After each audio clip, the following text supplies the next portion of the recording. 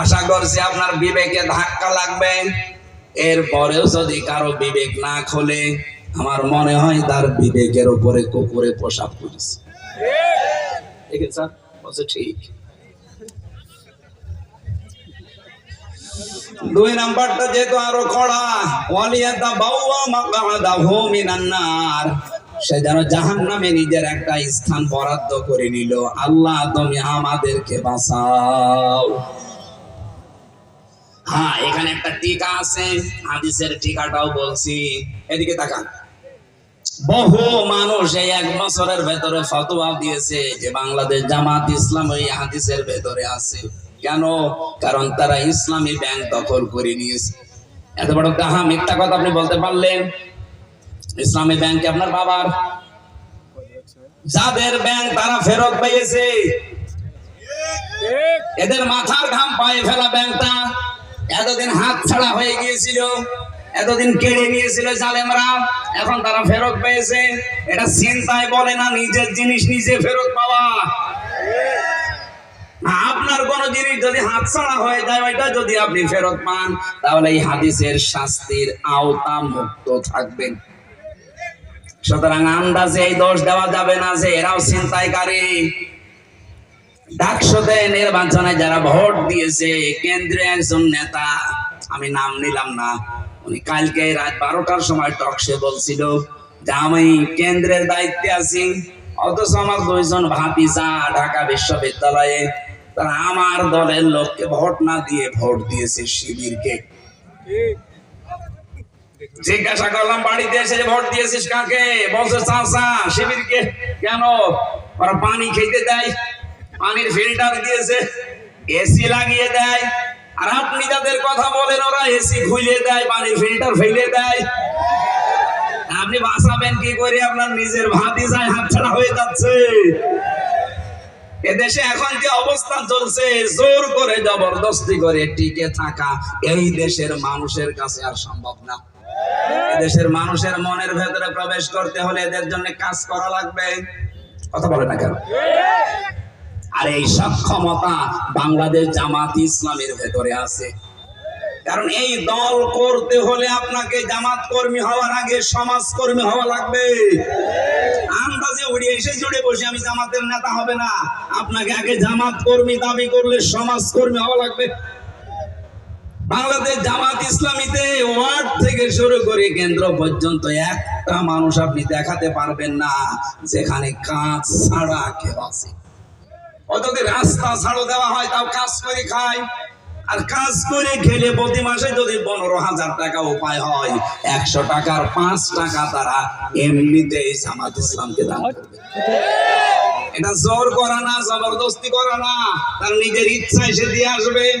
যার যেভাবে ইনকাম তাকে ওইভাবে দেওয়া লাগবে। কেউ যদি 1 লাখ টাকা উপায় করে মাসে, তারও 100 টাকায় 5 টাকা।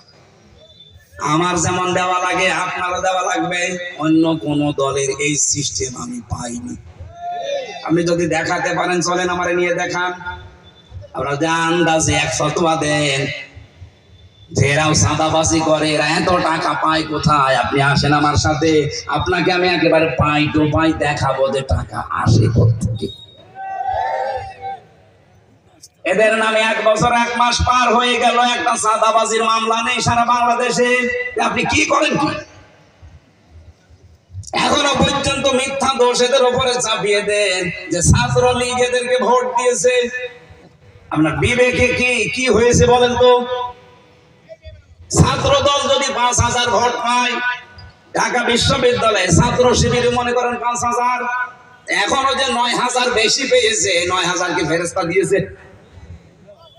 আপনারা বলছেন ছাত্রলীগ দিয়েছে, আপনারা লজ্জা করেন এই কথা বলতে? তাদের নিষিদ্ধ করা হয়েছে, দেশ থেকে তারা পালিয়েছে। আপনি এত দিন ধরে রাজনীতি করে এরা 14,000 গাছ পায়, আর আপনি 5,000। আপনার বরাবর যদি হয় 9,000 ভোট বেশি পাই কি করে, তাহলে আপনার রাজনীতি করার দরকার কি? আপনি তো দেউলিয়া হয়ে গেছেন। এই গোপন কথা মানুষকে বলা লাগে? এসব কথা বললে মানুষ বুঝে ফেলবে না। এমনিতেই দলে দলে মানুষ আসতেছে। আজ বড় বড় ব্যবসায়ী যারা বাংলাদেশের সব আমির জামাতের কাছে যে ধর্ণা দিচ্ছে যে আপনারা আছেন আমাদের চিন্তা নেই, কেন আপনাদের কাছে জানে কেন? এখনো কিন্তু ভরাডুবি হওয়ার আগে চিন্তা করেন, ঢাকা বিশ্ববিদ্যালয়, জাহাঙ্গীরনগর বিশ্ববিদ্যালয় যেখানে আযান দেওয়া পর্যন্ত নিষেধ ছিল, সলিমুল্লাহ হলে, মহসিন হলে আমি নিজে দেখেছি আযান দেওয়া এই 16 বছর নিষেধ ছিল, 16 বছর আযান হয়নি। ছাত্রলীগের ভাইরা বলতো আযান দিলে আমাদের ঘুমের ডিস্টার্ব হয় ফজরের সময়, এই জন্য আযান বন্ধ।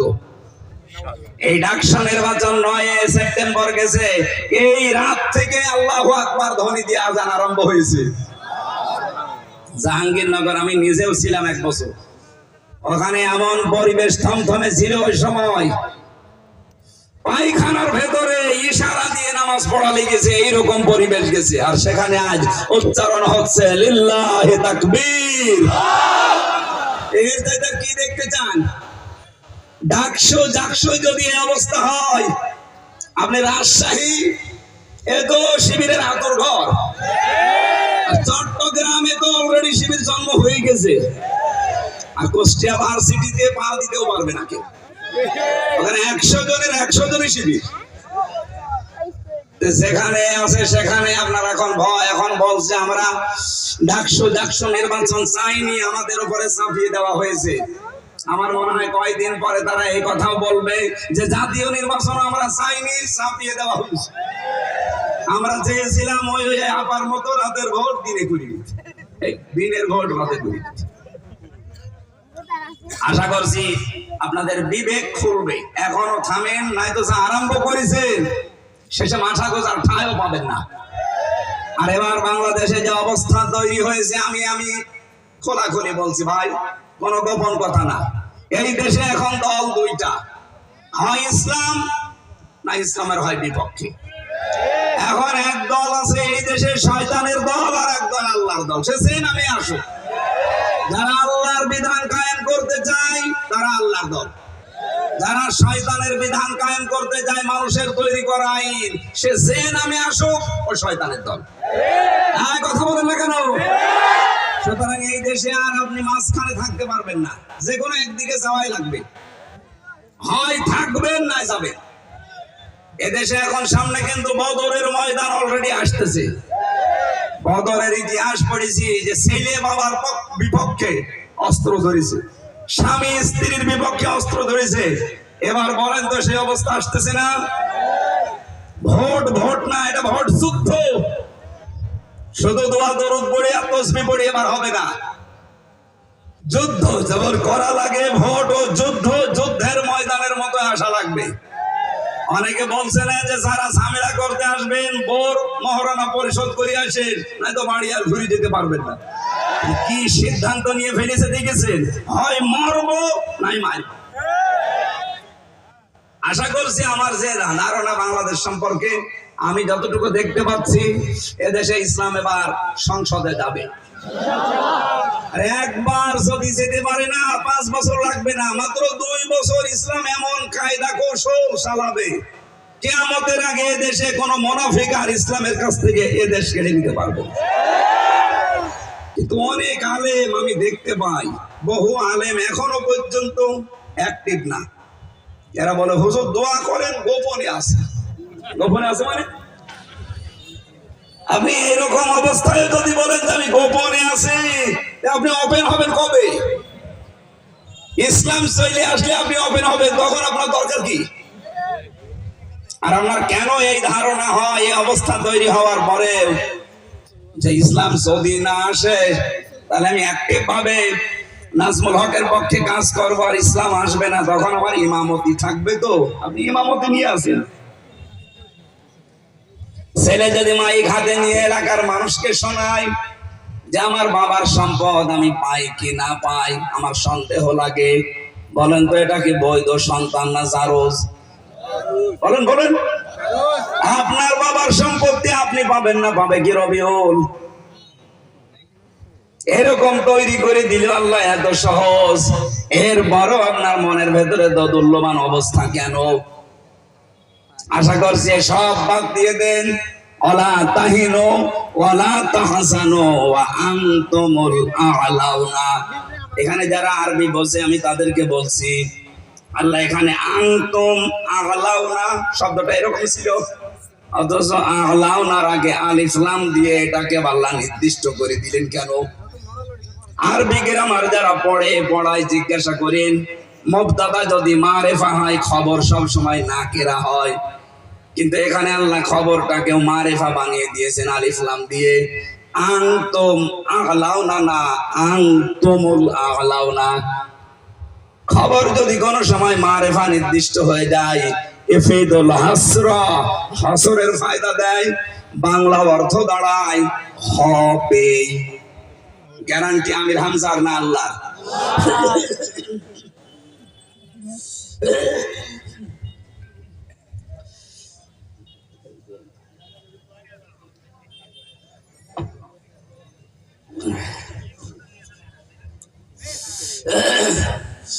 ওরা যে শাহীবাসী, আল্লাহ যদি গ্যারান্টি দেয় যে আপনার ভয় কিসের, আর মনের ভেতরে কেন হীনমন্যতায় ভোগেন?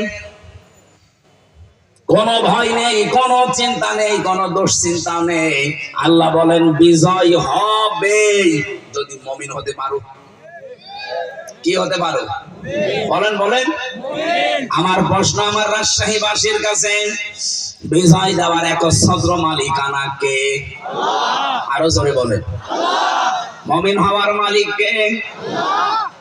এদিকে আসে। আল্লাহ মুমিন হবে? আল্লাহ তো মুমিন আছে। একেবারে সব হা বললে হবে? আমি আবার প্রশ্ন করছি, বিজয় দেওয়ার একচ্ছত্র মালিকানা ভারতের, আমেরিকার, কার? আর মুমিন হওয়ার দায়িত্ব কার? আমাদের। তাহলে আমাদের মুমিন হওয়া লাগবে নাকি? আশা করছি আমরা কাঙ্ক্ষিত মানের মুমিন হতে হলে 50টা বিষয় আছে কোরআনের ভেতরে।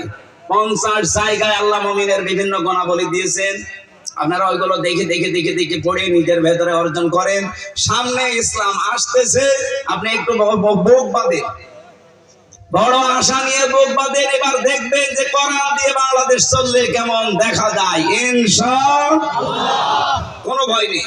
যত চাপাবাজি করুক, বিভিন্ন মানুষ দেখছে চাপাবাজি করছে, এই যে ফজু পাগলা কি চাপাবাজ, চুয়াডাঙ্গার একজন আছে দুদু মিয়া, এ চাপা ছাড়া কি আছে? আশা করছি এই মানুষদের কথায় বিভ্রান্ত আমরা হব না। আমরা কোরআনের উপরে 100% বিশ্বাস রাখতে চাই ইনশাআল্লাহ। দরুদ পড়ছি, সালাম পড়ছি নবীর উপরে। তেলাওয়াত কৃত আয়াত আমার সূরা আরাফ 26 নাম্বার আয়াত, একটা মাত্র আয়াত পড়েছি।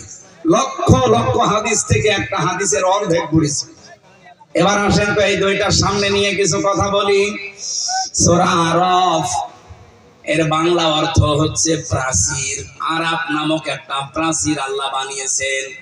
অবাইনাহুমা হিজাব ওয়া আলাল আরাফি রিজালুন ইয়ারিফুনা কুল্লাম বিসীমাহুম ইলা আখির আয়াত। আরাফ নামক একটা প্রাচীর আল্লাহ জান্নাত আর জাহান্নামের মাঝে আল্লাহ বানিয়ে রেখেছেন। নবীজি বলেন আল্লাহ এখানে কিছু মানুষকে দাঁড় করিয়ে রাখবে, এদেরকে জান্নাতেও দেবে না জাহান্নামেও দেবে না। এই এদিকে তাকান। সাহাবী প্রশ্ন করলেন, হে নবী এদেরকে জান্নাতে দেবে না কেন? নবীজি বললেন এরা জান্নাত পাবে না শুধু একটা কারণে, এদের সবই ভালো ছিল, মা বাবার সাথে আচরণ ভালো ছিল না। এবার আসেন আমি মেয়েদেরকে 2 মিনিট বলবো। সম্মানিতা মা বোনেরা, আমি খুব ভালোবাসি আপনাদেরকে, কারণ নবীজি বলেন আমার কাছে 3টা জিনিস প্রিয়, একটা সুগন্ধি, একটা নামাজ, আর একটা মেয়ে মানুষ, সেটা আমার নিজের স্ত্রী। এই জন্য মা বোনদেরকে আমিও ভালোবাসি নবীর হাদিস অনুযায়ী। আরব সূরার তাফসীর পড়তে গিয়ে আমি দেখলাম আপনারা অধিকাংশ জাহান্নামে দৌড়াচ্ছেন। নিজে শুধু না, 4 জন পুরুষ মানুষকে সাথে নিয়ে যাচ্ছেন, হয় বাবাকে, নাই বড় ভাইকে, নাই স্বামীকে, নাই বড় ছেলেকে। এই যে সন্তানগুলো আমরা আজ মা বাবার সাথে খারাপ ব্যবহার করার কারণে আমরা আজ আরাফ নামক জায়গায় দাঁড়িয়ে আছি, জান্নাতে যেতে পারছি না। এটা শুধু আমার একা দোষ না, এই দোষের দোষী আমার বউ। এই কথা বলেন না কেন? 100টা 98টা পরিবারে বউর কারণে স্বামী তার মা বাবার হক আদায় করতে পারে না। এরকম বউ রাজশাহী নেই? বলেন বলেন। সম্মানিত মা বোনেরা, শুধু মনে করে অনেকে যে নামাজ পড়ি, রোজা রাখি, কালো বোরকা পরি, আমি জান্নাত পাবো না। মানে কে বলিস আপনাকে? আপনার স্বামী যেটা পছন্দ করে ওটা যদি জায়েজ হয়, মাস্ট বি আপনাকে ওটা পছন্দ করা লাগবে। আপনার স্বামী পছন্দ করছে আপনার মা বাবা, তার মা বাবা তার সাথে থাকবে, খেয়ে থাক না খেয়ে থাক তার সাথে থাকবে। কিন্তু আপনি এটা চান না,